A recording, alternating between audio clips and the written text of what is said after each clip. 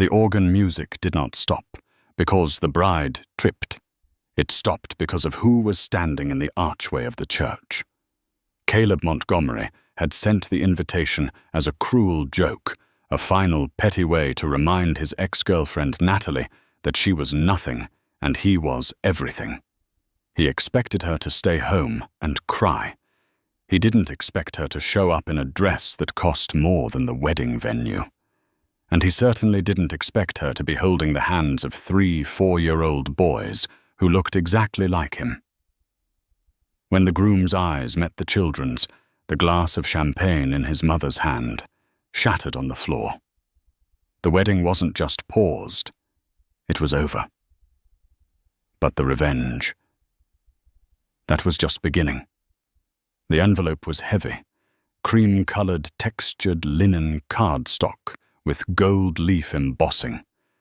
It screamed old money, the kind of money that didn't just talk. It whispered insults behind your back.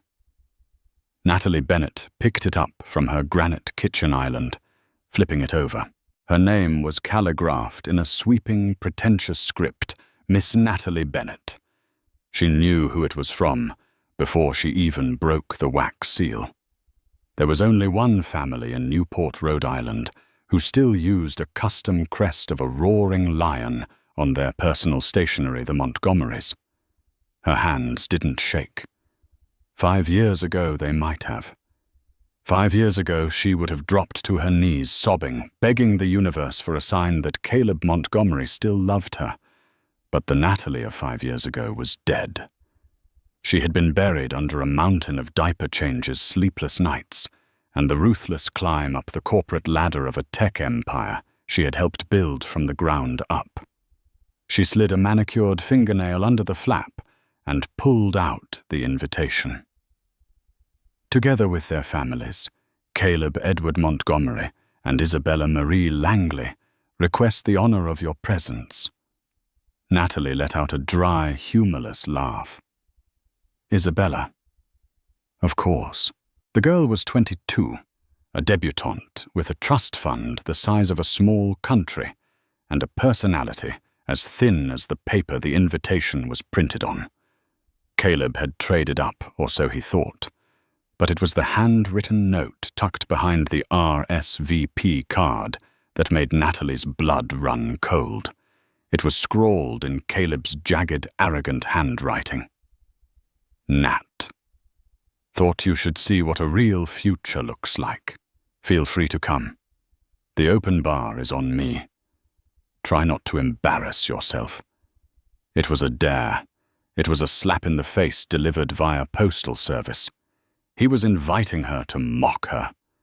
He wanted her to show up in her off-the-rack dress, looking tired and lonely, so he could point her out to his high society friends and say, "See? That's the bullet I dodged." "Mama." The soft voice broke her trance. Natalie turned around. Standing in the doorway of the kitchen, rubbing sleep from his eyes, was Leon.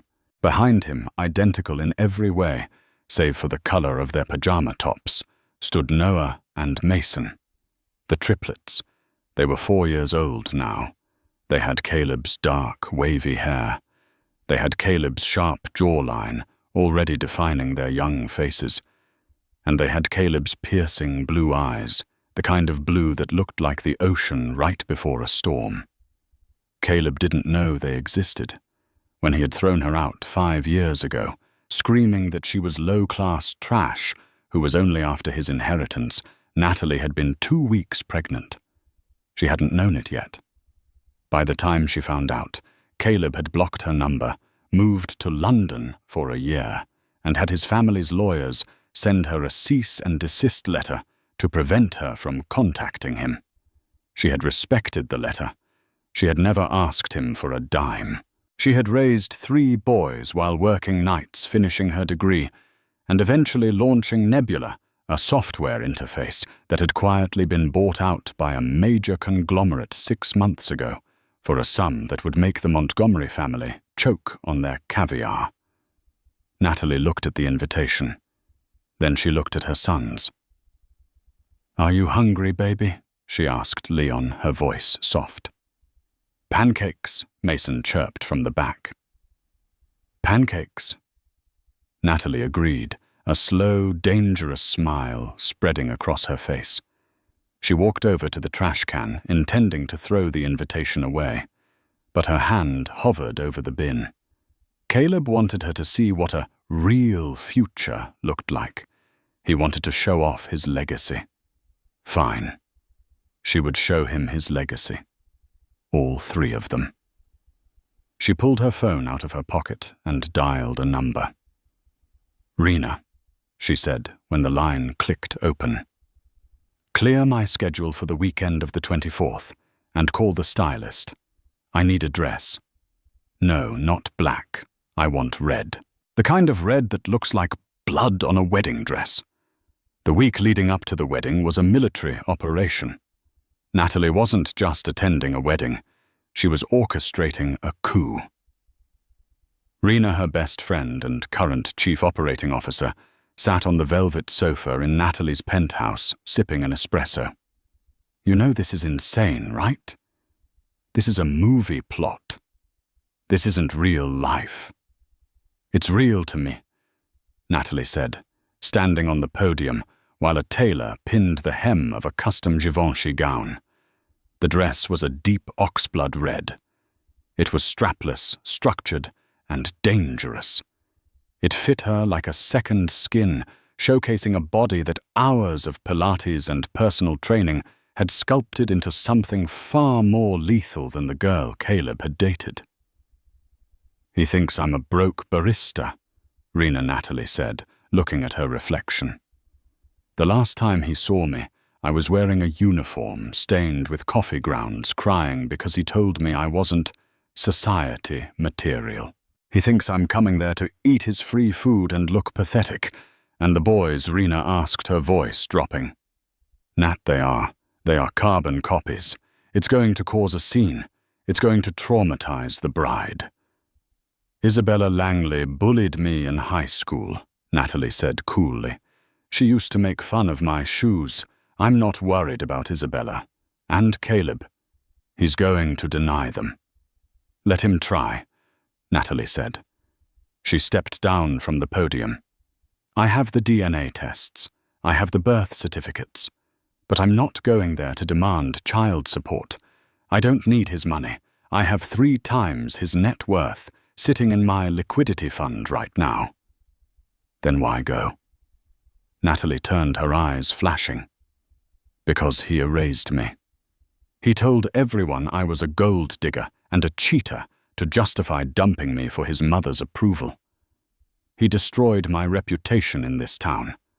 I had to leave Newport to survive. I'm going back to remind them that you don't burn a witch who knows how to play with fire. She walked over to a second garment bag hanging on the rack. She unzipped it. Inside were 3 miniature bespoke tuxedos, Italian silk, immaculately tailored. They are going to look like princes, Natalie whispered. The hardest part was preparing the boys. She didn't want to scare them. She sat them down the night before the flight to Rhode Island. We're going to a big party, she told them, gathering them into a cuddle puddle on the rug. There's going to be music and cake. Is Daddy going to be there? Noah asked. The question sucked the air out of the room. Natalie had never lied to them, but she had been vague. She told them their father lived far away and was very busy. Someone who helped make you will be there, Natalie said carefully. But we aren't going to see him. We are going to show everyone how handsome you are. And we have to be very well behaved. Like little soldiers. Can you do that for Mommy? Yes, they chorused. The morning of the wedding, the air in Newport was crisp and salty. The ceremony was being held at the Breakers, the most opulent of the Newport mansions. It was a statement venue. It cost a fortune just to unlock the doors. Natalie rented a black SUV with tinted windows. No limo. Limos were tacky. She wanted stealth until the moment of impact. As she dressed the boys, she felt a strange sense of calm. The fear was gone. The hurt was gone. All that was left was the cold precision of an executioner. She put on her diamond earrings, studs she had bought herself to celebrate her first million. She swept her hair up into an elegant, severe chignon. She applied her lipstick, dark red, matte. She looked in the mirror. The girl who had begged Caleb not to leave her was gone. The woman staring back was a CEO, a mother, and a storm warning. "Let's go, boys," she said. "Time to crash a party." The lawn of the Breakers was a sea of pastels and white linen. The wedding planner had clearly gone for a Gatsby meets royalty theme. There were swans in the fountain. A string quartet was playing Debussy. The guests were the who's who of East Coast old money senators, oil heirs and socialites who hadn't worked a day in their lives. Caleb stood at the altar, looking smug. He was wearing a white tuxedo jacket, a choice that only someone with an ego the size of Caleb's would make. He was laughing with his best man, looking out over the crowd, checking his watch. He was scanning the back rows. He was looking for her. He wanted to see her sitting in the back alone. He wanted the satisfaction of knowing she had come crawling back to witness his glory. Victoria Montgomery, Caleb's mother, sat in the front row. She was wearing a silver dress and a hat that looked like a satellite dish. She was the one who had engineered this match. She was the one who had told Caleb that Natalie wasn't breeding stock. The ceremony was about to begin. The guests settled into their white wooden chairs. The quartet transitioned into Pachelbel's canon. The heavy oak doors at the back of the garden terrace, usually reserved for the bride, remained closed. The guests were facing forward, waiting for Isabella. But the side entrance, the grand archway leading from the main house to the terrace, clicked open. It wasn't the bride. The sound of heels clicking on the stone path was sharp and rhythmic. Click, click, click. Heads began to turn. It started with the back row. A murmur of confusion. Who was arriving this late? And in red. You never wear red to a wedding. It's an aggressive color. It means you've slept with the groom, or you want to kill him. Natalie stepped into the sunlight. The gasp was audible. It rippled through the crowd like a wave. She looked magnificent. The dress hugged her curves and flared out at the bottom, moving like liquid ruby. She wore oversized sunglasses, which she slowly removed and tucked into her clutch. Her chin was held high, her expression unreadable. But it wasn't the dress that stopped the music. Walking beside her, two on her left and one on her right, holding her hands, were three little boys. They were dressed in miniature black tuxedos with bow ties. Their hair was slicked back. They walked with a discipline that was eerie for 4-year-olds. As they stepped onto the white carpet runner, the one meant for the bride. Natalie stopped. She was 10 rows back. Caleb, hearing the commotion, looked past his mother's hat. He squinted. The sun was behind Natalie, creating a silhouette. Then she took one more step forward, bringing her face and the children into the clear light. Caleb froze.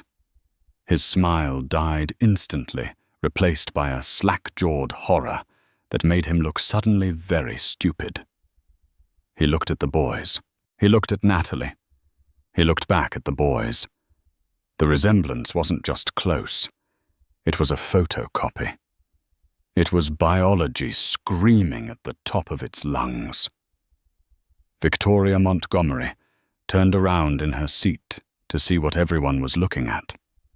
When she saw the triplets, the crystal champagne flute she had been illicitly nursing during the ceremony, slipped from her gloved fingers. Smash! The sound of breaking glass echoed across the silent lawn. "Oh my God," someone whispered in the third row. Those are Caleb's face." Natalie didn't say a word. She didn't scream. She didn't object. She just stood there, looking directly at Caleb, her eyes boring into his soul. She offered a small, polite smile, the kind of smile a shark gives before it drags you under. The officiating priest coughed nervously. Shall we?" But Caleb couldn't move. He felt like the ground was opening up. He had invited her to mock her poverty. Instead, she had walked in, looking like a queen bringing 3 heirs he didn't know he had. Then one of the boys, Mason, saw the swans in the fountain near the altar. He pointed a small finger. "Look, mummy duckies." His voice, pure and innocent, cut through the tension like a knife. Caleb's face turned from pale to a deep, suffocating red. He stepped off the altar, stumbling slightly. "Natalie," he choked out, his voice cracking. The microphone on his lapel was still on. The name boomed across the speakers, amplified for everyone to hear. Natalie tilted her head. "Hello, Caleb. Thanks for the invite." The boys wanted to see where their daddy came from. The word daddy hit the crowd like a grenade.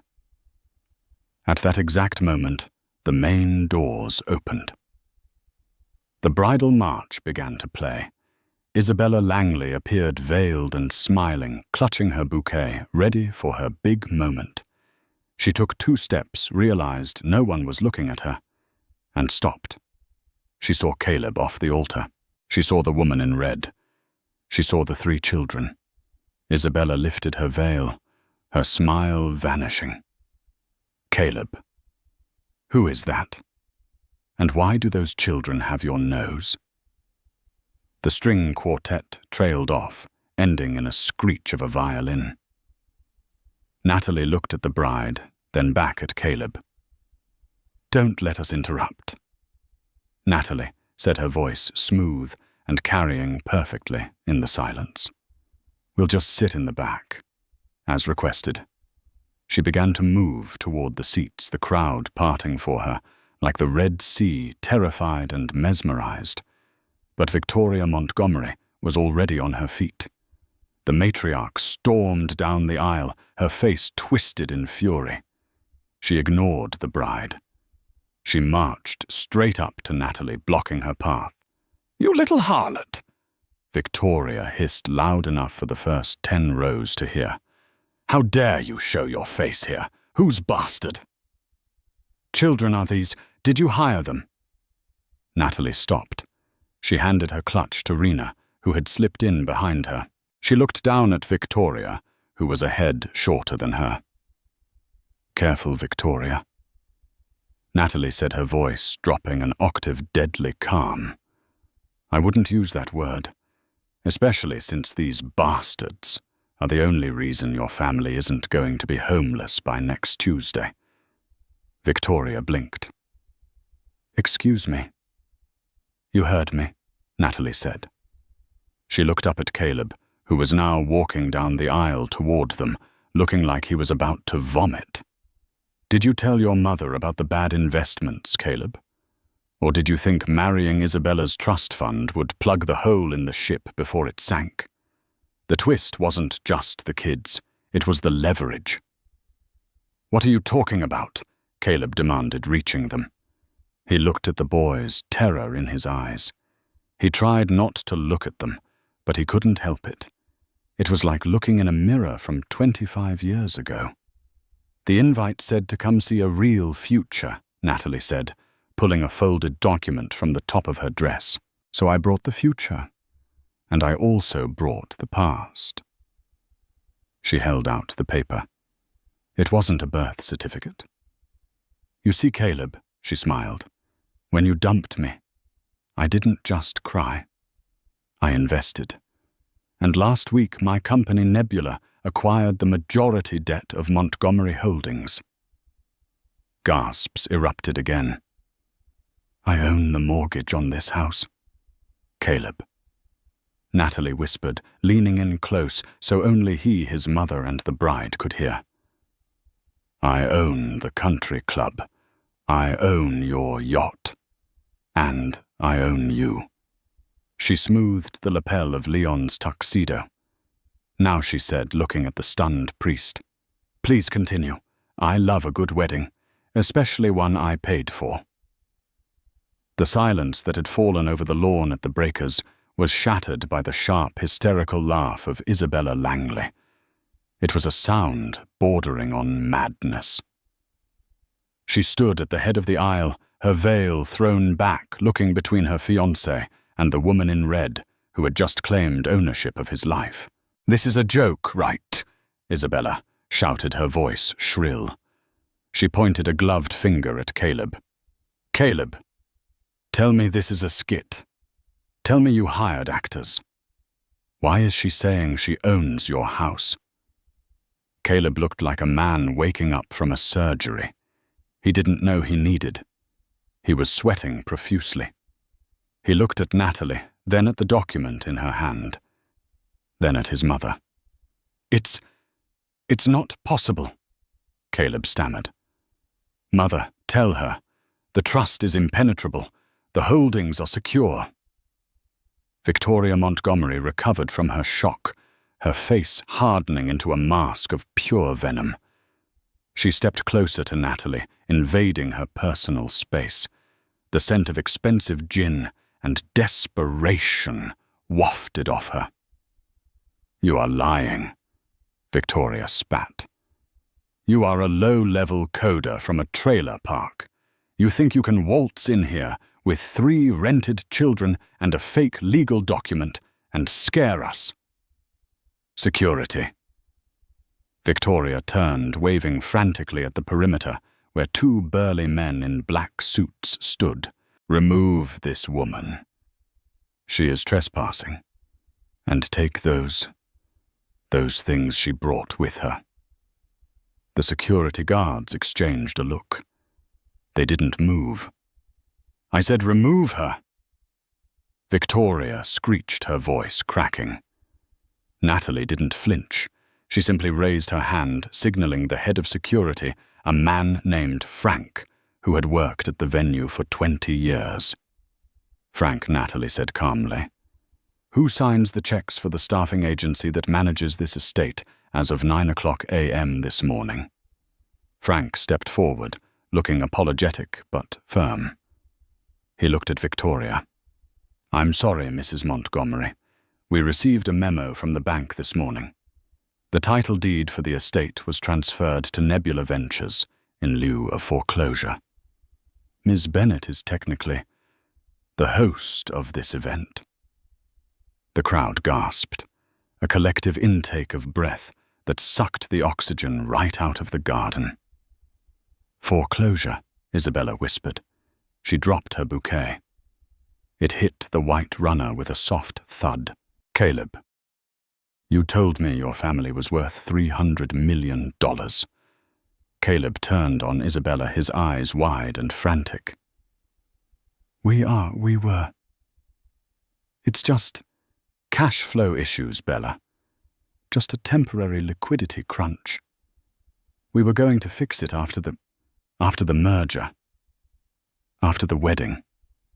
Natalie corrected him, her voice cutting like a razor. You mean after you got your hands on the Langley dowry to pay off the interest rates you couldn't handle? She took a step closer to the altar, her heels sinking slightly into the expensive runner. That's why you sent me the invitation, isn't it? Caleb, Natalie asked, her voice dropping to a conversational volume that somehow carried more weight than a scream. You weren't bragging. You were gloating because you thought you had found a new lifeline. You wanted to rub it in my face that you secured a new bank account to drain. She gestured to Isabella. She's not a bride to you, Caleb. She's a bailout. Isabella's face went pale. She looked at Caleb, horror dawning in her eyes. Meanwhile, the triplets were getting restless. The tension was palpable, and children are like barometers for adult anxiety. Noah, the sensitive one, buried his face in Natalie's skirt. "Mummy, the lady is screaming," he whimpered. Caleb looked down at Noah. For the first time, he really looked at him. He saw the way Noah's hair curled behind his ears, exactly the way his own did. He saw the shape of the boy's nose. It was his grandfather's nose. Natalie Caleb whispered the fight draining out of him. Are they really? Don't you dare answer that." Victoria interjected, grabbing Caleb's arm. "She's a fraud, Caleb. She probably got pregnant by some random bartender and is trying to pin it on you for child support. Look at her. She's trash." Natalie's eyes flashed. The calm facade cracked just for a second, revealing the mother lion beneath. "Noah Mason." "Leon," Natalie said gently. "Go with Auntie Rena. Go get a cupcake from the table over there." Rena swooped in immediately, herding the three boys away from the toxic blast zone. Once they were out of earshot, Natalie turned back to Victoria. The air around her seemed to drop 10 degrees. "You want to talk about trash, Victoria?" Natalie asked. "Let's talk about the trash you threw out 5 years ago. Let's talk about the DNA. I demand a paternity test," Victoria shouted, playing to the crowd. She knew she was losing the room. The guests were whispering, phones were out recording everything. This was the scandal of the decade, and nobody wanted to miss a second. "I will not let my son's legacy be tainted by your bastard offspring." Without proof, Natalie reached into the sleek leather folder she was holding. She didn't pull out one paper. She pulled out a thick stack. "I figured you would say that," Natalie said. "So I came prepared." She walked up the steps of the makeshift altar and handed the stack not tall to Caleb and not to Victoria, but to Isabella. "Read it," Natalie said to the bride. Isabella, trembling, took the documents. Exhibit A. Natalie narrated, her voice projecting to the guests. "A non-invasive prenatal paternity test conducted 5 years ago. I kept the results. 99.99% match to Caleb Edward Montgomery." "You could have forged that," Victoria shrieked. Exhibit B. Natalie continued, ignoring the older woman. "A sworn affidavit from Dr. Halloway, the Montgomery family physician. The one you fired Victoria because he refused to falsify Caleb's medical records to hide his fertility issues. Turns out Caleb is perfectly fertile. He just needed the right partner." Caleb flinched. "You spoke to Halloway?" "I hired Halloway." Natalie smiled. "He runs the medical wing of my company now." Isabella flipped the page. Her hands were shaking so hard the paper rattled, and finally Natalie said, her voice softening into something darker, sadder. "Exhibit C, phone records." She turned to face Caleb. 5 years ago, 2 weeks after you kicked me out, I called you. I called you 14 times. I left voicemails telling you I was pregnant. I sent certified letters. I wanted you to know. Not for money. Just because you were their father." Caleb shook his head, looking genuinely confused. "I never got any calls. I never got a letter. I changed my number, but—" "You didn't change your number for a month," Natalie said. "You went to London. You left your phone at the estate." Natalie pointed a finger at Victoria. She answered the phone. "Caleb." The crowd turned to look at Victoria Montgomery. The matriarch stood frozen, her mouth slightly open. I pulled the logs from the carrier, Natalie said. Incoming call from Natalie Bennett.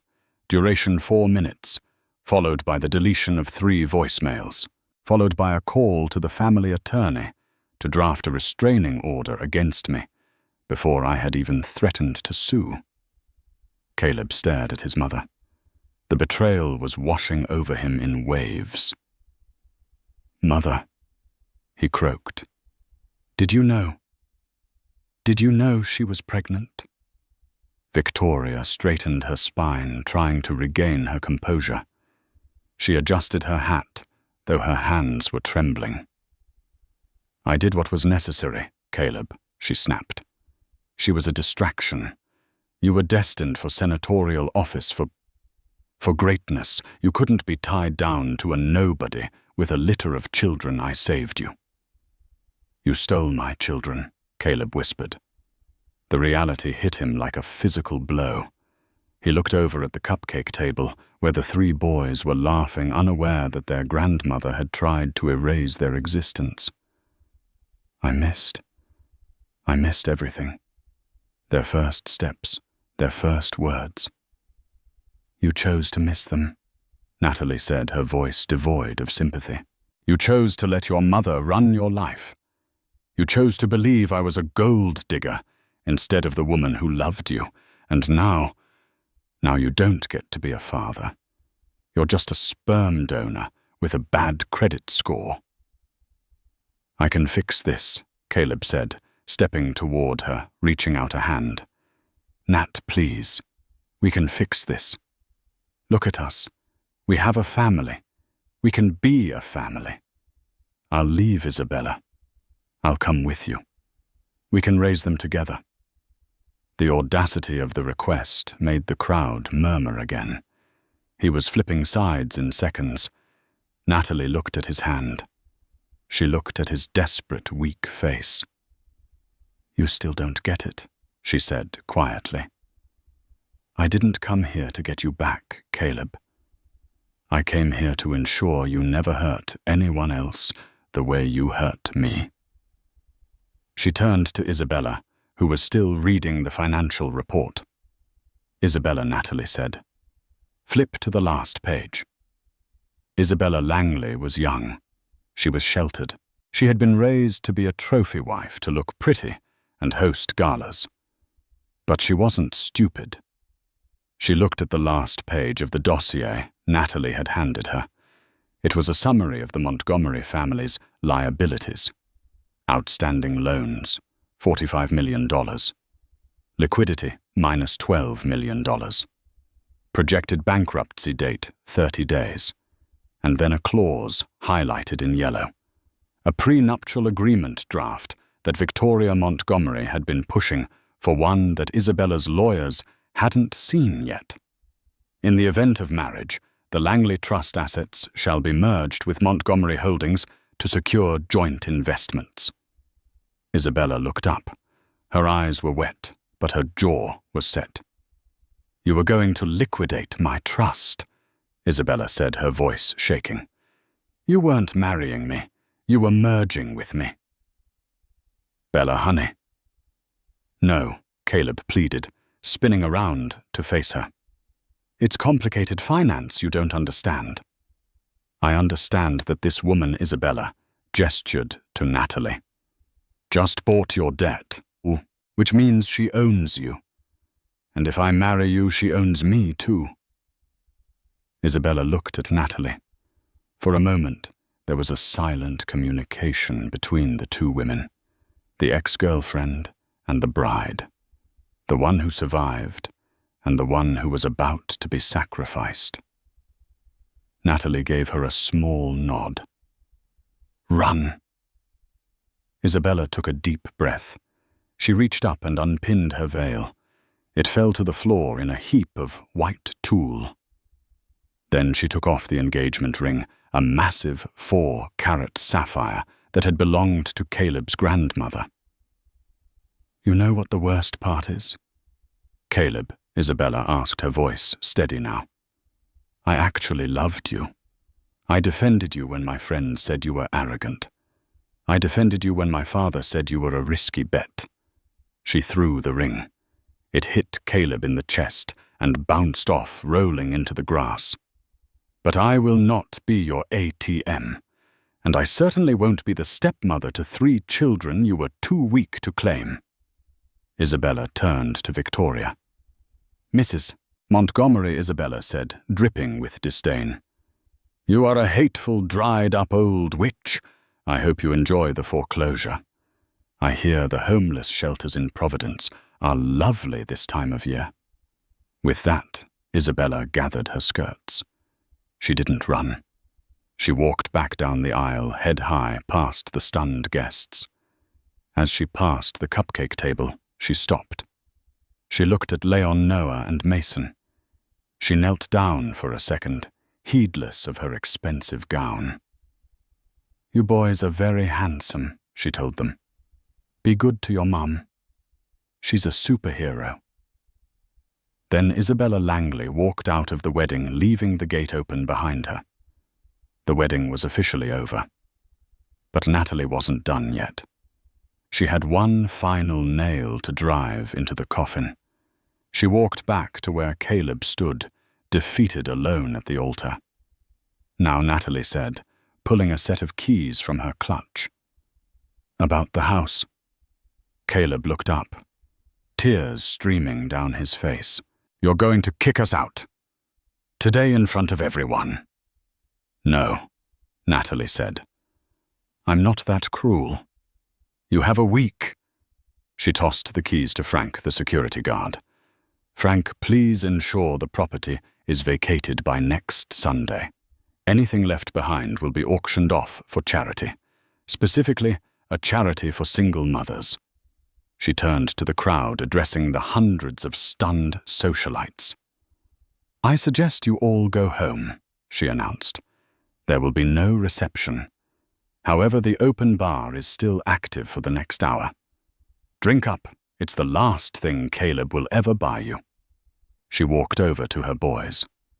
All right, guys, she said, scooping Mason up into her arms. Who wants to go get pizza? Me, they shouted. Natalie didn't look back. She walked down the aisle, her red dress blazing like a victory flag, her 3 sons skipping beside her. Behind her, she heard Victoria start to scream, a primal sound of a woman who had lost her status, her home and her son in the span of 20 minutes. Caleb just sat down on the altar steps and put his head in his hands. As Natalie reached the SUV, she felt a vibration in her pocket. It was a text from Rena. Did you see the stock ticker? Montgomery Holdings just tanked. You just made 20% on the short sell. Natalie smiled. Revenge wasn't just sweet. It was profitable. The first snow of the year had just begun to dust the cobblestones of Newport, but for Caleb Montgomery, the chill had set in exactly 365 days ago. It had been a year since the wedding. That wasn't a year since the day the music stopped. The glass shattered, and his life as he understood it evaporated into the salty Rhode Island air. Caleb sat in the driver's seat of a charcoal grey 2018 Honda Civic, the engine idling with a faint, rhythmic rattle that he had been meaning to fix for months. The heater was blasting, but he still shivered. He checked his reflection in the rearview mirror. The face staring back was thinner, the skin around his eyes pulled tight with exhaustion. The thick, perfectly coiffed hair of the Newport golden boy was shorter now, functional, peppered with premature grey at the temples. He adjusted his tie, a simple blue polyester blend he'd bought at a department store sale. It was a far cry from the silk ascots and bespoke Italian suits that used to fill his closet, back when his closet was a walk-in cedar room at the Breakers. He glanced at the digital clock on the dashboard, 1:55 p.m. He was early. He was always early now. Being late was a luxury for people who had leverage, and Caleb Montgomery had none. He put the car in drive and pulled up to the heavy iron gates of the Hidden Cove Estates in Connecticut. It was a private community, the kind where new money went to live quietly and comfortably, away from the prying eyes of the old guard. It was an hour away from Newport, an hour away from the whispers, the smirks, and the ghosts of his former life. He rolled down the window and pressed the intercom button. Name. The voice was automated, cold and efficient. Caleb Montgomery, he said. The name felt heavy on his tongue. Once saying it opened doors to clubs, boardrooms, and VIP lounges. Now it just felt like an apology. I'm here for visitation. There was a pause, a mechanical whir, and the heavy gates swung open. Caleb drove slowly up the winding driveway. The landscaping was impeccable manicured hedges, frost-tipped ornamental grasses, and winter pansies fighting against the cold. The house at the end of the drive was a sprawling modern farmhouse structure, all clean lines, massive windows, and warm timber accents. It was beautiful. It was inviting. It was everything the cold, drafty marble halls of his mother's estate had never been. He parked next to a sleek black Range Rover. He stared at it for a moment. It was the kind of car a powerful woman drove. A woman who ran empires. A woman who didn't need anyone. He killed the engine and took a deep breath, steeling himself. He reached into the passenger seat and picked up a brown paper bag. Inside were 3 small boxes of high-end Lego sets, Star Wars microfighters. He had skipped lunch for 2 weeks to afford them. He walked to the front door, his shoes crunching on the light dusting of snow. Before he could ring the bell, the door opened. Natalie stood there. The sight of her still had the power to knock the wind out of him. She wasn't wearing the red dress today. That armor had been retired, hung up in the back of a closet as a relic of war. Today she wore dark denim jeans and a cream-colored cashmere sweater that looked soft enough to sleep in. Her hair was loose, falling in waves around her shoulders, and her face was free of the heavy, dramatic makeup she had worn at the wedding. She looked younger. She looked softer. But her eyes, those sharp, intelligent eyes, were the same. They were the eyes of a woman who missed nothing. "You're punctual," she said, her voice neutral. She checked the slim gold watch on her wrist. "I didn't want to waste time," Caleb said, trying to offer a smile that didn't feel brittle. "Traffic can be unpredictable on I-95. "True," she agreed. She stepped aside, holding the door open. "Come in. They're in the sunroom." Caleb stepped into the foyer. The house smelled of cinnamon and roasted chicken, a scent so aggressively domestic, so warmly normal, that it made his chest ache. He remembered the smell of his childhood home floor wax, old paper, and the sterile metallic tang of silver polish. He had never smelled roasting chicken. The staff cooked in a kitchen he wasn't allowed to enter. "Shoes," Natalie said, gently pointing to a rack by the door. "Right. Sorry." Caleb toe-heeled off his dress shoes, revealing socks that had worn thin at the heels. He hoped she didn't notice. He followed her down the hallway. The walls were lined with framed photographs. He scanned them as he walked.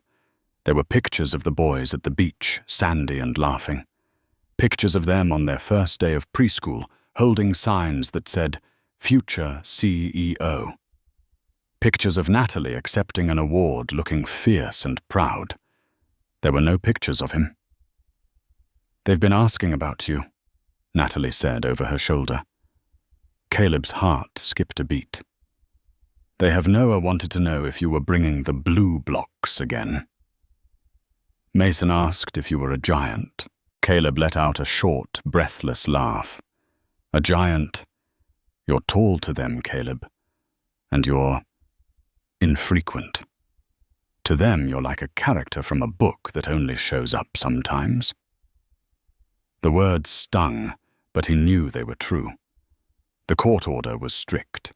Supervised visitation, every other Saturday. 2 hours. No overnights, no leaving the property. He was a visitor in their lives, a guest star in the show of their childhood. They reached the sunroom. It was a massive space with floor-to-ceiling windows overlooking a wooded backyard. The floor was covered in a colorful rug, and the room was an explosion of toys. Leon, Noah, and Mason were huddled around a low table, engrossed in a chaotic battle of action figures. Boys, Natalie announced, her voice pitching up into that special mum tone. "Look who's here." 3 heads turned in unison. The resemblance was still jarring. It was like looking at 3 miniature mirrors, reflecting his own face back at him, but with none of his sadness. "Hi, guys," Caleb said, stepping into the room. He held up the paper bag. "I brought supplies." Mason, the boldest of the 3, stood up. He was wearing a dinosaur t-shirt. "Is it candy?" "Better," Caleb said. He sat down on the rug, ignoring the way his knees popped. He opened the bag and pulled out the Lego sets. "Cool," Leon shouted, abandoning his action figure. "Spaceships." The boys swarmed him. For a moment, just a fleeting moment, Caleb felt a rush of pure, unadulterated joy. They were touching his arm, grabbing the boxes, asking him questions. "Does this one shoot? Can I have the grey one? Help me open it." He was useful. He was wanted. He spent the next 45 minutes on the floor, his fingers fumbling with tiny plastic bricks. He helped Noah find a missing wing piece. He mediated a dispute between Leon and Mason over who got to be the bad guy. He listened to their rambling stories about school, about a dog named Buster. They met at the park, about how Mason could jump off the second step of the stairs. Natalie sat in a reading chair in the corner, a book open on her lap, but she wasn't reading. She was watching. "You're getting better with them," she said, during a lull in the noise. Caleb looked up, surprised. "I am." "You used to look terrified," she said. "Like you were afraid you'd break them. Now you just look tired." Caleb sighed, dropping a grey brick into the pile. "I am tired. Nat, I'm working double shifts at the logistics center, trying to get my certification so I can maybe move up to management next year." Logistics, Natalie mused, a far cry from venture capital. "It's honest work," Caleb said defensively. "I track shipping containers. I make sure things get where they need to go. It's fine. It pays the rent. And the child support," Natalie added. "And the child support," he agreed. He looked down at his hands. "I know it's not much. I know it's a drop in the bucket compared to what you have. But I send it.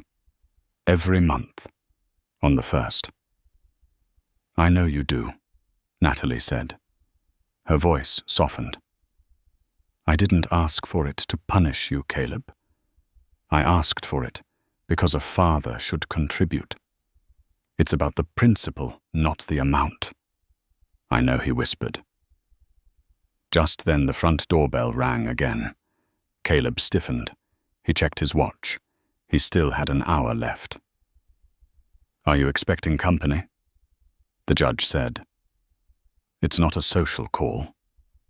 "Technically," Natalie said, standing up. "Stay here with the boys. I'll be right back." Caleb watched her leave. He felt a knot of anxiety tighten in his stomach. Who was coming here on a Saturday afternoon? He heard the front door open. He heard voices. A woman's voice. Bright, confident, and familiar. Caleb frowned. He knew that voice. He had heard it whisper, "I love you," in the dark. He had heard it scream, "I hate you," in a garden full of shocked socialites. He stood up, dusting off his pants. "Boys keep building. I'll be right back." He walked to the doorway of the sunroom and peered down the hall. Standing in the foyer, shaking snow off a white wool coat, was Isabella Langley. She looked different, too. The wide-eyed, frantic debutante from the wedding was gone. In her place was a woman who carried herself with a razor-sharp assurance. She wore a tailored pantsuit and held a thick leather portfolio. "I brought the Q4 projections," Isabella was saying to Natalie, "and the acquisition target list for the biotech firm. We need to go over the risk assessment for the Singapore expansion." "Perfect," Natalie said. "Put them on the island. I'll open a bottle of red." Caleb stepped out of the sunroom. Isabella. Isabella froze. She turned slowly, her eyes landing on him. Her expression didn't shift into anger or pity or even surprise. It was just blank. It was the look you give a piece of furniture you've decided to sell. "Oh," she said. "Hello, Caleb. You're here," Caleb stammered. "At Natalie's house. I'm here at my business partner's house," Isabella corrected him. Her tone clipped. She walked past him into the kitchen, setting her portfolio down on the marble island with a heavy thud. Caleb followed her, his mind reeling. "Business partner. You two. But the wedding. The lawsuit." The wedding was a wake-up call, Isabella said, pulling a laptop out of her bag. She didn't look at him. She was typing in her password. "Natalie saved me from making the biggest financial mistake of my life, namely, marrying into your family's debt and merging my trust with your sinking ship," she added, glancing up. "Did you know your mother had already drafted the transfer orders? She was going to liquidate my entire portfolio within 48 hours of the honeymoon." Caleb flinched. "I didn't know. I swear, Bella, I didn't know she was going to go that far." "It doesn't matter what you knew," Isabella said dismissively. "It matters what you did," which was nothing. "You stood there and let her run the show." Natalie walked into the kitchen, carrying 2 wine glasses. She set one down in front of Isabella and took a sip from her own. "Isabella and I have a lot in common," Natalie said, leaning against the counter. "We're both smart, we're both ambitious, and we both have terrible taste in men. It's a bonding experience." "We launched Phoenix Capital 6 months ago," Isabella said, finally taking a sip of wine. "We specialize in helping women shield their assets from predatory marriages and bad family investments. We're doing very well." Caleb stared at them. The 2 women he had been involved with, the mother of his children and the woman he had almost married. Standing in a warm, expensive kitchen, drinking wine, building an empire on the ashes of his mistakes. It was a surreal tableau. A year ago they were enemies. Now they were a united front. And my mother?" Caleb asked. The question slipped out before he could stop it. The room went quiet. The temperature seemed to drop. "Victoria?" Natalie asked. She swirled the wine in her glass. "Last I heard, she was in Sarasota. She calls me sometimes," Caleb admitted, looking at the floor. She's not doing well. The condo is small. She hates the humidity. She asks me for money." "Do you give it to her?" Isabella asked sharply. I send what I can. $50 here and there. She's my mother." "She's a leech," Isabella said. "She tried to destroy Natalie. She tried to rob me. And she used you as the bait. You owe her nothing." "It's not that simple," Caleb murmured. It is that simple, Natalie said. She made her choices, just like you made yours. She set her glass down. Your hour is almost up, Caleb. You should go say goodbye to the boys. The dismissal was polite but final. He was being managed. He was an appointment in their busy schedule. Caleb turned and walked back to the sunroom. The boys had finished one of the spaceships. Look, Mason shouted, holding it up. It flies.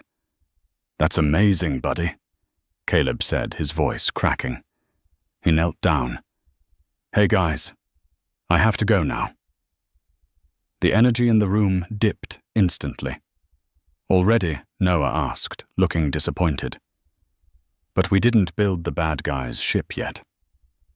I know, Caleb said, swallowing the lump in his throat. I have to go to work, but I'll be back in 2 weeks. 2 weeks is a long time, Leon said solemnly. I know, Caleb whispered. He reached out and awkwardly patted Leon's shoulder. He wanted to hug them. He wanted to scoop them up and smell their hair and promise them he'd never leave. But he didn't have the right. He hadn't earned that intimacy yet. Be good for your mom, Caleb said, and be nice to the lady in the kitchen. Auntie Bella Mason chirped. She's funny. She brings us donuts. Auntie Bella. The irony was suffocating. Caleb stood up. Bye, guys. Bye, Caleb, they chorused already, turning back to their toys. Caleb walked back to the foyer. Natalie was waiting by the door. Isabella was nowhere to be seen, likely already buried in spreadsheets in the kitchen. Same time in 2 weeks, Natalie asked, opening the door. Yeah, Caleb said. He paused on the threshold. The cold air from outside hit him a stark contrast to the warmth of the house. Nat, he said. She looked at him. Yes, I'm proud of you, he said. You built all this. You raised them. You were right about everything. Natalie looked at him for a long moment. Her expression softened just a fraction. Thank you, Caleb, she said. Drive safe. She closed the door. Caleb stood on the porch for a moment, listening to the click of the deadbolt. He was on the outside. Again. He walked to his car, the snow crunching louder now. He got in the leather seat, freezing through his thin trousers. He started the engine. The rattle was worse today. As he drove down the driveway, he looked in the rearview mirror one last time. Through the large front window, he could see the warm glow of the living room. He saw Natalie walk in, laughing at something Isabella said. He saw the boys running through the frame, chasing each other. It was a perfect picture of a happy family. A family that didn't need him to be complete. He drove through the iron gates, and they closed behind him with a heavy finality. He turned onto the main road, heading back toward his studio apartment, back to his microwave dinners, back to the life he had earned. He had invited his ex to mock her. He had wanted to show her a real future. And she had shown him. She had shown him exactly what a real future looked like. It was a future where actions had consequences, where strength was forged in fire, and where the people who underestimated Natalie Bennett ended up watching her shine from the other side of a locked gate. The snow began to fall harder, covering his windshield, covering his tracks. Caleb turned on the wipers. They squeaked against the glass, a rhythmic, lonely sound. Swish, swish, swish. He kept driving. It was the only thing left to do. Natalie Bennett didn't just crash a wedding. She crashed a dynasty. She proved that dignity isn't something you are born into. It's something you build. Caleb Montgomery learned the hardest lesson of all. A legacy isn't about crests on stationary mansions on cliffs or the approval of high society. A legacy is the people you love and the people who love you back. When he traded his family for a fortune, he ended up with neither. Natalie raised her 3 kings not to be like the father who left them, but to be men who would never leave. And as she sat in her kitchen toasting with the woman who was once her rival, she knew she had won the only game that mattered. She was free. Wow! That has to be one of the most satisfying servings of karma I have ever read. I honestly felt a little bad for Caleb at the end. Just a little bit. But Victoria, she got exactly what she deserved. What do you guys think? Did Natalie go too far by buying the house and the debt, or was it the perfect payback for the way they treated her? And what about Isabella teaming up with Natalie in the end? I did not see that coming. If you enjoyed this story, please smash that like button. It really helps the channel grow. And if you want to hear more stories about revenge betrayal and sweet justice, make sure to subscribe and hit the notification bell so you never miss an upload. Comment below Team Natalie if you think she's a boss, or Team Caleb if you think he deserves a second chance. I'll be hearting my favorite comments. Thanks for watching, and I'll see you in the next one.